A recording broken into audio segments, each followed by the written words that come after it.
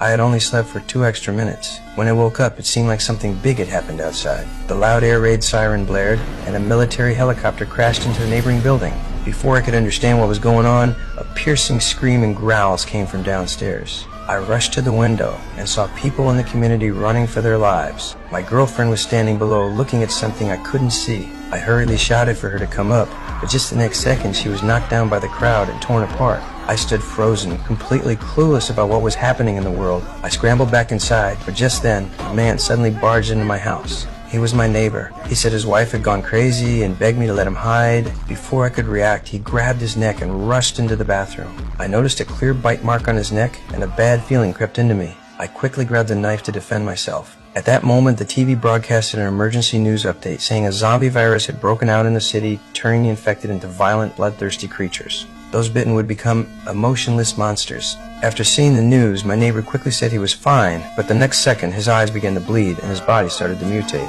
However, he hadn't completely lost his mind yet. Under the threat of my knife, he ran away, scared. I quickly locked the door, but then I heard a terrible scream outside. Through the peephole, I saw my neighbor torn to pieces by zombies. That completely stunned me. I knew the outside was already overrun by zombies. The first thing that came to mind was my parents. Unfortunately, my dad sent me a message saying they were safe for now and urged me to stay inside. It was then I realized survival was up to me. To keep zombies from breaking in, I quickly pushed the fridge against the door, then covered the windows with paper so the zombies outside wouldn't spot me. Next, I moved the bed into the living room so I could always keep an eye on the door. Every day, I would draw a line on the mirror, reminding myself that I had to survive. But that night, just as I was about to sleep, I heard movement in the bathroom. I immediately had a bad feeling, picked up a baseball bat, and quietly went out. I didn't expect a zombie to crawl through the bathroom ventilation pipe. I quickly hid behind the sofa, watching as the zombie slowly walked toward me.